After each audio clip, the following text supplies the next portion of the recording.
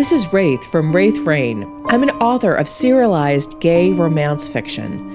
Every week on this podcast, I'll be reading a chapter from one of my gay fantasy shifter serials called Dragon's Reign. I'll explain at the break how you can find out more about this story and others I write. So let's get to it. Chapter 62, A Matter of Faith. I think I could get used to this. Caden purred as Valerius washed his back. As could I, Valerius murmured. Caden leaned his forearms against the still, cool stone wall, even as hot water and silky suds sluiced down his back, ass, and legs. The back washing had really become a back rub. Caden really wanted it to change to another lovemaking session, but already they were cutting time short on Valerius getting onto his conference call with the President of the United States and the Prime Minister of Canada. They wanted an update on the White Dragon situation, all the other dragon situations, and, of course, the bombing. You cannot put this off, Valerius. Shoni's voice had risen up from behind the tablet that Valerius had blearily squinted at. She hadn't exactly woken them. The sunlight had slowly lifted the veil of sleep, but he and Valerius had remained cuddling in bed. Oh, yes, I can, Valerius grunted. Shoni actually laughed before firming her tone. All right, then. You shouldn't put this off. How about that? Why not? I am comfortable. Valerius leaned over and kissed Caden's bare left shoulder, just out of Shoni's vision, but she must have heard the sound. Her cheeks were suspiciously pink, and a smile was playing around her lips when Caden looked over at the screen, though she couldn't see him. I see that. That suspicious smile was growing, as were the pink patches on her skin. But I am sure that the comfort you feel now is but the beginning of many comfortable times ahead. I think she wants me to be a good influence on you and tell you to talk to the world leaders, Caden said, even as he snuggled his head on Valerius's chest. That's exactly what I'm hoping, Caden. Shoni raised her voice a little so she was certain that Caden had heard her. Caden sighed. Valerius sighed. Shoni rolled her eyes. It is very difficult being king, Valerius groused. I'm certain that Ilarion or May or one of the others would be happy to relieve you of that burden, my king, Shoni reminded him. Valerius growled. Raziel, who Caden could still see in his mind's eye and who was still asleep, also growled, and its legs twitched as if dreaming of hunting Ilarion down and ripping off his wings. Iolaire just let out a soft whistle snore. Arrange a call in, Valerius pursed his lips. An hour. 30 minutes. You have a breakfast scheduled with the other dragon shifters in an hour, Shoni countered. At least I'll have a reason to get off the phone quickly. And Valerius had cut off the connection with Shoni. That was what had led them to the glorious open-air shower. With many kisses and fumbles, they had somehow left the sanctuary of the rumpled bed, down the stairs, and under the spray of a gigantic rain shower waterhead. There were 16 jets that sent hot, pulsing sprays on their fronts and sides. Caden felt like he was being embraced by hot water. Valerius's hands lingered on his ass. You have 5 minutes before you need to be on that call, Caden reminded him, even as his cock quivered in front of him. All of this hot water and suds and touching was utterly maddening, but he was determined to be a good influence on Valerius. Too much was going on in the world for Valerius to be distracted. Valerius grunted. But he did slowly remove his hands from Caden after he finished washing Caden's back and ass. Caden wilted at the loss of his touch. He turned around in the spray. He found himself reaching for Valerius, putting his hands on Valerius's chest. How werewolf movie corny is it to say I miss you already? Valerius tilted his head to the side with an amused expression on his lips. If I tell you that I feel the same way, perhaps it knocks out the corniness? But Caden grinned, got up onto his tiptoes, and kissed Valerius on the lips. Valerius turned off the sprays, and they toweled each other off with thick, soft, fluffy towels before going to the racks and racks of Valerius's clothing. Since it was all black or white, Valerius did not even have to seemingly think as he randomly grabbed leather pants, thigh-high leather boots, and one of his many armor pieces that covered his right arm but left just as much skin exposed as covered. A servant had gone to Caden's home to get a bag of his clothes that Tilly had put together for him. He was pleased to note that his sister had packed his favorite jeans with rips on the knees and a soft t-shirt with the name of a band that had long faded away with many washings. She'd even managed to pack the pull-on gray sneakers he loved. "What do you think about me telling Esme who I am while you are on that call?" Caden asked Valerius. Valerius turned to face him, still slotting a buckle with a thoughtful expression. "She would be a good person to begin with. It would also show that you don't suspect her of being behind the bomb business. I mean, I'm sure she knows that, but it would probably make her feel better." Caden shrugged. His stomach felt a little lurchy about telling Esme who he was, but he was also excited about it too. He thought of talking to her, really talking to her, about the powers they had and loads of other things. Valerius nodded as he cinched the buckle tight. "I think that is a good idea. She will likely have some ideas of how you might reveal yourself to the world with less interruption for everyone around you." "Less destruction, you mean?" Caden gave him a faint smile. In the cold light of day, he'd realized his plan, or lack thereof, to just tell the world a secret was insane. He was, once again, reacting instead of planning, which likely just showed how wrong he was to be the 9th dragon shifter. One thing he realized was that there were actually way more people than just him that were affected by him coming out, so to speak. He had to do it right. Valerius cupped his face. "Caden, you are not destructive. You never could be. I said that last night and I meant it. I mean it now." Caden nodded, but he thought, how sure would you be of that if you knew I was picked by chance? He looked at the sleeping Iolaire. Part of him wanted to wake Iolaire and ask why it had made such a poor choice. Another part of him thought he would never ask. What was done, and he was afraid of what answer the white dragon spirit would give. He just couldn't imagine the answer being complimentary. Valerius was frowning again as he looked carefully at Caden. "What are you thinking?" Just, feeling a little unworthy." But he said out loud, "Hungry and nervous," Caden said. "Well, I happen to know that Esme always has a big breakfast with eggs, rashers of bacon, a variety of pastries, and more," Valerius told him, the frown retreating slightly. Caden brightened at the thought of pastries, though he guessed that he should be more interested in the eggs and bacon rather than what was the equivalent of dessert for breakfast. But still, the thought of chocolate-filled buttery croissants and raspberry streusel and blueberry muffins with fresh squeezed orange juice sounded brilliant about now. "Esme's room is in the North Tower," Valerius explained. He frowned again. "I wish I could take you."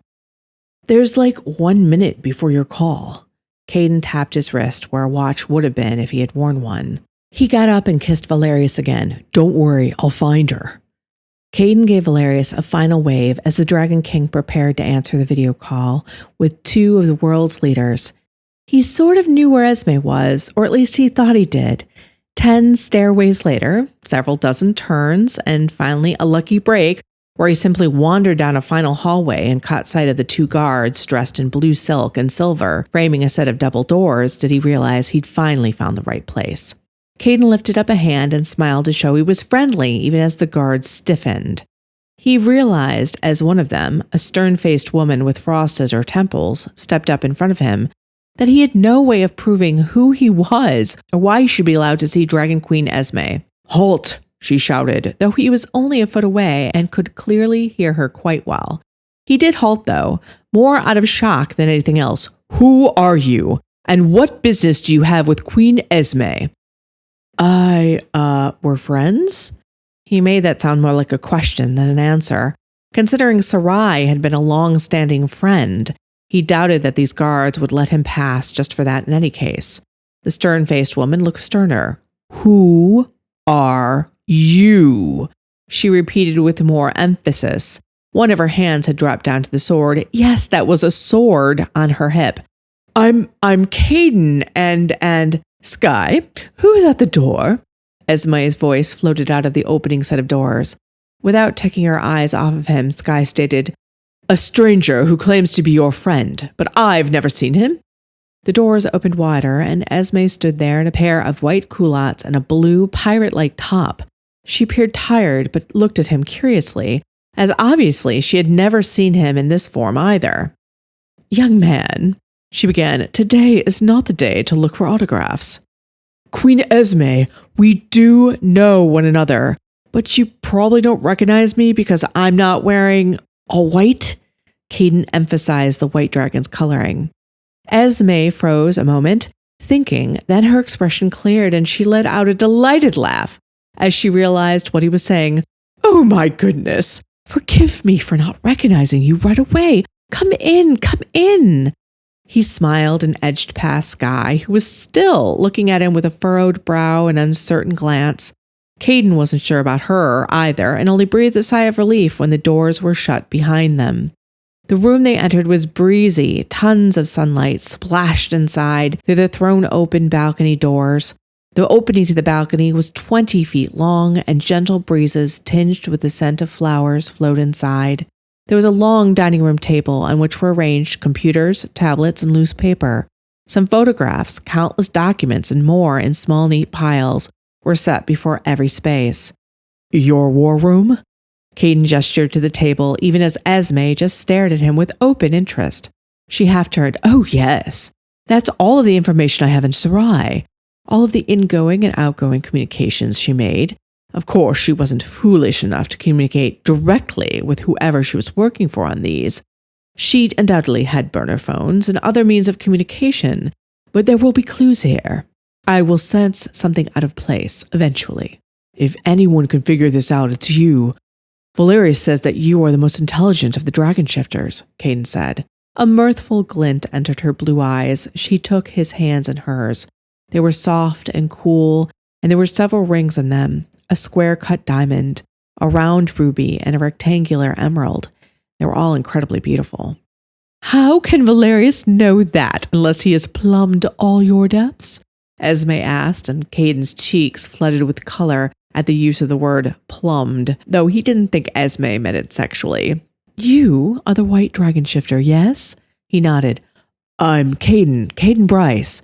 You met Hilaire already." She returned the nod and let out another delighted laugh. "My goodness, you are so young and adorable. Such a handsome young man. I am going to take the grandmother's prerogative and pinch your cheeks." She did just that, which had him laughing and blushing for some reason. His grandparents had died when he was still in his early teens, so it felt nice having someone who would treat him like a grandson. "Please sit down. Would you like something to eat or drink?" she asked. His head was already bobbing. "Valeria said you like breakfast. I like breakfast. I really like foods of all kinds right now." She laughed again. "Oh, yes, you must be starving. Well, you are in luck. I was about to have something out on the balcony. There's nothing more healing than morning light." He followed her outside onto the balcony. He blinked as that golden light hit him. There were 2 tables on the balcony. One was a round table near the railing so that the diners could look out easily. Then there was a larger table that was laden with food off to the side. Baskets of pastries, platters of eggs, bacon, sausage, tomatoes, and yes, beans were set out. Caden vaguely remembered that English people sometimes ate baked beans for breakfast. There were piles of plates and cutlery. One of Esme's people was there, filling up a plate for herself. It was Molly, Sarai's friend. Her eyes widened upon seeing him. Her eyes grew even wider as she saw Esme pat his cheeks. "Fill up a plate and we'll sit down over there and talk. I am quite honored that you came to me like this," Esme told him. I hope you are enjoying Dragon's Reign so far. Now, you can tell I love shifters, and Dragon's Reign was the first serial I had a whole world of them, all different types. But I've also done the more traditional shifter tales involving werewolves, and one of those is a modern gay retelling of Little Red Riding Hood in my serial, Crimson. In Crimson, a lonely young man finds love in a werewolf pack. Gareth, alpha of the Cold Moon Pack, does not believe in mates. His friend went mad after his mate was killed, so Gareth resists love. But then he meets Jude Connor. Growing up an orphan, Jude experienced human cruelty and trusts no one. Still, he dreams of belonging to someone and being part of a family. Can he bring himself to trust Gareth and the Cold Moon Pack and make that dream a reality? If you'd like to check out the first few chapters of Crimson for free, the link is down in the description below. I wanted to from the beginning, but I was afraid. I'm still afraid. Not of you, but everything. All of this, Caden admitted. She nodded as if this made a great deal of sense. Considering how things started, I don't blame you. But food first. Food and sunlight makes things clearer. Caden did as she suggested and loaded up a plate high with food and then balanced 2 croissants on the top, 1 chocolate, 1 almond dusted with powdered sugar. Molly lingered, picking out her own food, her eyes darting to him and then back to the dishes. She was clearly wondering who he was. She probably guessed who he must be, but neither he nor Esme enlightened her. Molly, would you mind eating elsewhere today? Caden and I need some private time, Esme said gently. Of course, my queen. Molly curtsied and took her plate into the tower. Esme and Caden sat at the round table.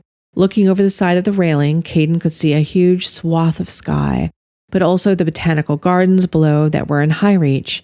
That was where the delicious scent of flowers was coming from. Since Reach is not near the sea, Valerius always tries to make me feel at home by surrounding me with flowers. I have quite extensive gardens in all of my homes, Esme explained as she lightly buttered a slice of toast. He's thoughtful.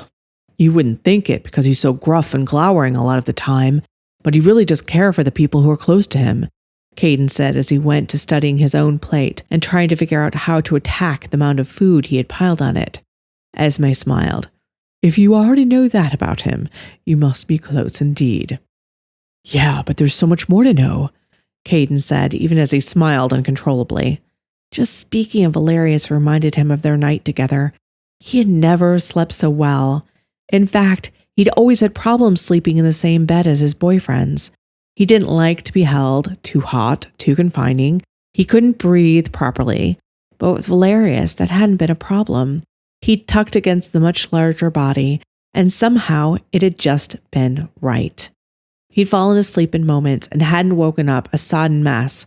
Instead, coolness had seemed to flow all around them the entire night. He wondered if it was because of Iolaire's ice somehow. So, what brings you here to me in this form? Why did you choose to reveal yourself to me, or am I the last to know? Esme looked a little bleak when she said the last. You're the first dragon shifter to know, Queen Esme, he assured her, reaching over to cover one of her hands on the table with his own. Esme, please.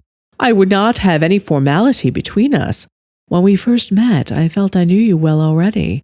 Perhaps it's because our gifts are similar, water and ice, she explained. I felt the same way, Caden said, and I hope that you might be willing to teach me how to use my powers better because of it. His forehead furrowed. Not that I have anything to offer you in return.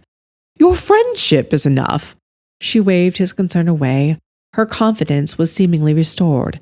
Besides, you stopped Sarai from harming so many people when I did not. Any idea as to why she did it? Caden asked. He had a feeling that Esme had not slept that night, but had ceaselessly gone through Sarai's digital life. Esme shook her head. The only thing about Sarai that was perhaps different was that she kept her faith. She was a member of the faith? Caden asked. Sorry, it's just that every congregation I've ever heard of has no shifters, which, if I think about it, is weird. It's not encouraged, Esme explained. There is already too much inequality between humans and shifters. Shifters believing that the spirits are divine beings and therefore shifters are divine. Well, none of us thought that was a good idea, but Sarai still attended services. Caden chewed on his chocolate croissant, which was just the perfect mixture of salty, sweet, and buttery. I guess I see what you mean. Sarai did not believe she herself was divine or anything like that, but she did have a deep reverence for the spirits themselves, Esme continued. But surely the faith has nothing to do with the bombings. Caden couldn't think of the people his mother brought to the house once in a while, or sang and danced in white robes as anything but harmless. They were sort of a joke in his mind. Esme turned her incisive gaze upon him. I am glad you think that, though not because it is true. Caden blinked at her. So you think the faith has something to do with all the unrest? There have been incidents. She looked grim. We have kept them out of the news because there are fears that the incidents would spread, though there is already an unofficial whisper of them over the internet, of course. It is impossible to block something completely nowadays. But we've made those people seem fringe. Caden frowned. What incidents? As you yourself know, spirits often bond with their human counterparts during a crisis. The bigger the crisis, the better the chance a spirit will bond with someone, like yourself when the bomb was set off. Esme explained. There have been members of the faith who have tried to cause these crises in order to cause more spirits to enter this world. They've done so with extreme violence. A sinking feeling filled Caden. Are you saying that Sarai set that bomb because she wanted a spirit to bond with someone to stop it? Esme gave him a dry smile. Yes, Caden, that is one of the very things I fear. I hope you enjoyed this week's chapter. Just a reminder that if you join Wraith Rain as a member, the membership is 15 to 20 episodes ahead of the free podcast. If you'd like to join and listen to all those extra podcasts, not to mention getting access to the other stories and manga on Wraith Rain, a link is down below.